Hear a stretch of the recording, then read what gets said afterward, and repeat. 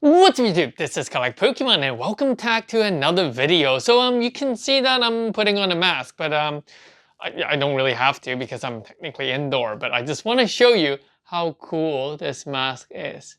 Can you guys see? Wow. So this video we're really gonna revisit the idea of Metazoo. A lot of people have been asking me to make a video on Metazoo. And I did try to shy away. I did talk about it on my live stream, but I do try to shy away from this topic because I simply don't know anything about the company. I don't even know what they do. So I did a bit of research and I tried to understand it before I kind of filmed this video. And I want to say that I really don't want to target anything or any comment towards the company or the person who invented Metazoo. I give them the benefit more than a doubt because I do feel like that they're neutral. I want to put myself in their shoes. So, in 2021, if I was to start a new card game, the first thing I would think about is not whether my card game is investable. The first thing I would think about is not whether my card game can hit like an eBay high price or something like that. That's definitely what would not be on my mind. I mean, if I'm very, very money orientated, I might as well just buy a lot of Pokemon cards and resell it at a higher price. Or I might just buy a lot of Magic card, Dragon Ball Super card.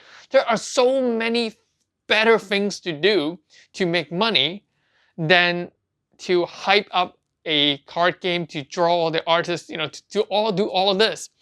So I don't think the intention of the company, listen to me, I don't think, I don't know, I just say I don't think the intention is to make money. What would I do if I was to make a card game? Well, the first thing I would do is I would try to increase the exposure. I would try to, send my games to many different YouTubers or many different content creators and ask them to try out or playing the game. I would put up videos to do tutorials teaching people how the game works, how the different mechanics works, especially if I have a very, very special kind of mechanics. I would definitely go and do this. And I think there are videos on the official channel that talks about that fourth dimension, fourth wall kind of play. So which I think it's okay. It's weird. It's a weird new concept, but hey, it doesn't mean it won't be successful. So I think that's all fine. What bothers me is that the people who are asking about Metazoo mainly focus on the monetary aspect.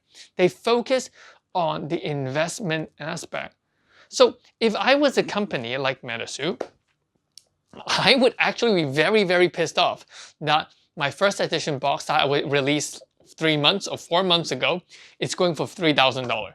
I would definitely be very, very pissed off, and I would definitely try to correct that by printing a lot of things so that the price comes back down. Because the key to a successful game is to have accessibility. You want people to know, you want people to buy, you want people to play.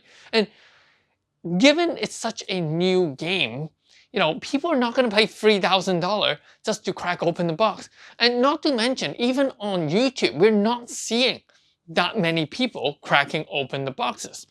So if you Google, YouTube, Metazoo, the top video is obviously the alpha investment one with 22K view. And any of the other videos, we're getting less than 1,000 views. Compare it to things like Digimon. Compare it with things such as Fresh and Blood. There is a much stronger, a much more established kind of interest in those kind of card game rather than just Metazoo. I do feel like Metazoo is very new, and I do feel like that there is room for it to grow.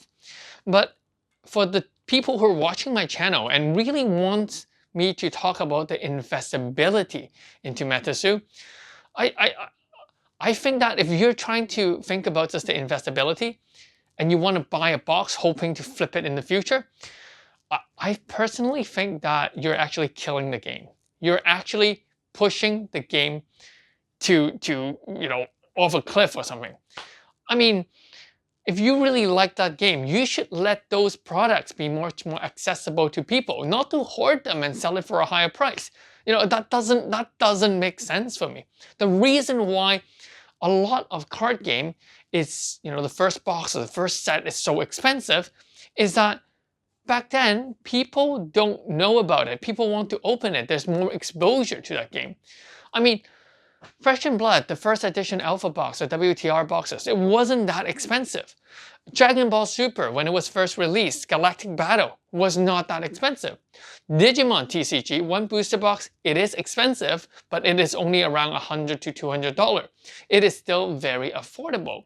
So having a brand new game be at a price range of around $2,000 to $3,000 a booster box, it's killing the game. It's actually not helping the game. So that's what I think about Metazoo. I think Metazoo deserves a chance. I think deserves a chance to be looked at as a playable card game rather than a product of investment. And that's why it was very difficult for me to make a video like this, because I really think that the person who created this card game doesn't want this to happen. But because it is a capitalist society, free market, blah, blah, blah, this is what is making the game going into like a negative direction. So I don't really think that's the connotation of the conceptual idea of the game. To solve this, definitely Metazoo should print a lot more when possible, because I do feel like that a lot of the cards are not accessible to a lot of people, and they should definitely pretty much just hand out free packs, free boxes to individual who actually wants to try out the game. Possibly they can do theme decks, they could do low rarity decks, just get that exposure out there first. They really need that organic growth. So yeah, if they need any, if anyone agrees with me, let me know in the comment section. I think that people has been very, very polarized, saying that, oh, Metazoo is bad, Metazoo is gold.